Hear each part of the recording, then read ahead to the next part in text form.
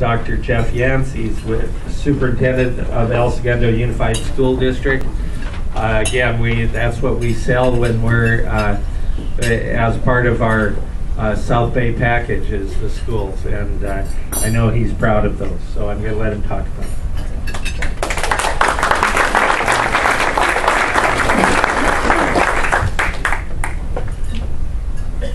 Good morning. I'm going to try and use my voice this morning because I like to pace around a little bit. It's hard for me to sit still, so if there's a problem with you hearing, let me know and I'll use the microphone. And I'm a little concerned about this because I might be on YouTube later if I say something. Is that what's going to happen here? So, okay. My name's Jeff Yance. I've been superintendent in El Segundo for 4 years, and I've been there for 15 years now. I previously taught in Palos Verdes for 4 years, and I was born and raised in Palos Verdes as well, so I'm very familiar with the South Bay. Let me do this too. About every few months, I'm asked to speak to various groups, and from Rotary to Kiwanis to parent groups and so forth. And this is the first time I've ever spoken to a group of realtors. And I was thinking about you and the school districts and the schools, and you think about the aerospace industry and all the different sectors that in private business, and it makes you realize that there probably is no single business sector than real estate that has a more closely connected relationship to the school systems and the school system, and vice versa. I think we really have a symbiotic relationship, and we're truly dependent upon each other for each other's success. Obviously, the better we do, the better you do. The better you do, the better we do. And I'll leave it at that.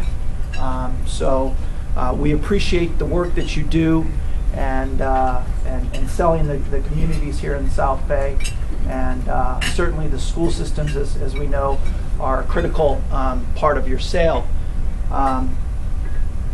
Cities also like to say that they're the reason why cities are successful and why property values increase. So if there are any city council members here, or if you know any city council members, be sure to let them know, no, it's the school systems that actually make the difference in the value of homes. So we often go back and forth in the city of El Segundo that it's us, not them. So El Segundo, as I said, I grew up here in Palos Verdes, and before I got hired in El Segundo, I never even knew the town existed. You just drive by it on both sides, you don't know it's there. And I went there for an interview. I thought, wow, this is a special place. It is so unique for this area. That was in the mid-90s at that time. And if you were to ask me what characteristics or how would you describe El Segundo, I'd say they're high-performing schools, very strong parent groups. There's an ambitious education foundation. They've been in place for 20-some-odd years. Just recently, they've redone their strategic plan. They've hired an executive director, and they're really set to sort of take it to the next level as far as supporting the school system. We have a very involved Chamber of Commerce in our school systems. We're really a small school-based community that takes a progressive approach towards education. And truly, if you haven't been there, it's a very small community, as you probably have read. The idea that it's Mayberry here in the South Bay. Everybody, in a sense, knows everybody in El Segundo. We are also very fortunate to have many Fortune 500 companies in our backyard. So we're very influenced by the major corporations in the school district, and there's a variety of sectors that are obviously in El Segundo, from aerospace to energy to technology, and as well as the creative sectors, which is just beginning to sort of take off. El Segundo Unified, we have 6 schools. Our student population is about 3,300. It's fairly stable.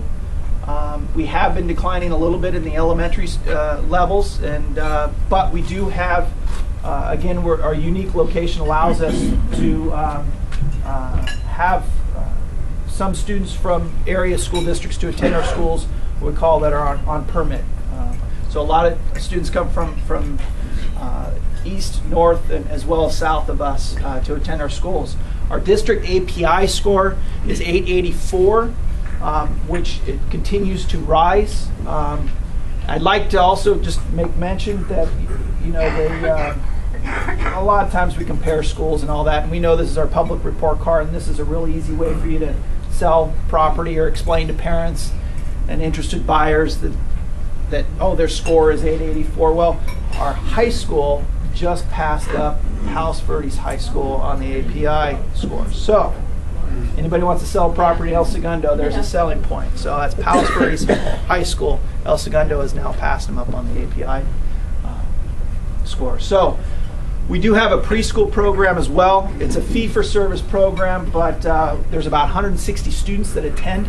We roughly have 180 kindergartners, so we, in a sense, have a monopoly on the preschool market in El Segundo.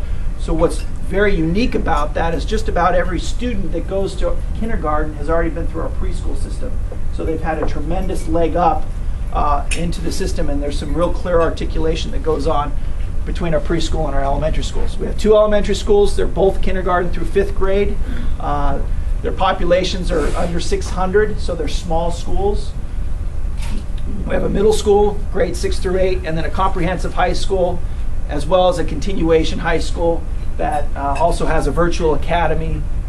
And what I mean is that there's a choice that students can come each day and meet face-to-face with the instructors, or they can be through independent study and complete their schoolwork online in a virtual environment.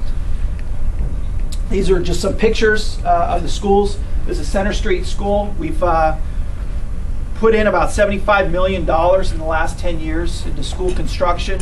We've just about finished our last bond. We're just completing up right now, but Center Street School has been completely renovated. It's an absolutely beautiful campus. It's open brick buildings. It was built in the 50s, but the classrooms are extraordinarily resourceful for students and teachers as well. Then there's Richmond Street Elementary School. This building was built in the mid-30s. It has a very unique Art Deco architecture. This school is on the west side of town. Center Street's on the east side of town. What's unique about our elementary schools that most elementary schools don't have, we have science labs, music rooms, art rooms, dedicated spaces for these purposes. We have a literacy lab where there's reading specialists and so forth. So it is very unique because most schools don't have those types, that type of facility to accommodate it. El Segundo Middle School, again, it's also been modernized, and there's roughly about 800 students there. They offer a full complement of course offerings as well. I'll get in a little bit more detail about that later. And then El Segundo High School. El Segundo High School probably is one of the most extraordinary buildings in the South Bay, as you can see from this photo. It was built in the late 20s, and again, as I said, it went through a $50 million renovation the last 10 years. And this is just the administrative building from Main Street as you look east. And it's gorgeous inside. It's extraordinary as well as far as the resources for students. This is our auditorium, and then our ball fields. We just passed a $14 million bond. They're currently under construction. They'll be done in mid-May of this year. And the auditorium, which is historic in nature, will be fully restored from the back of the house all the way to the front of the house. And then our athletic fields will obviously be state-of-the-art with the turf and all that sort of thing too. So we're looking forward to that. Academics. Rather than showing you individual grades or content areas, what I put together was by subject matter for the entire district. So, you know, I can highlight just sort of, oh, in science in 10th grade we did this, or 8th grade, but what I wanted to do is to give you sort of a comprehensive perspective of the entire district, because we do pride ourselves on being a unified school district in that we really work closely with all the schools as far as our curriculum is concerned. And what you'll find is some dramatic improvements from 2003 up to the present in every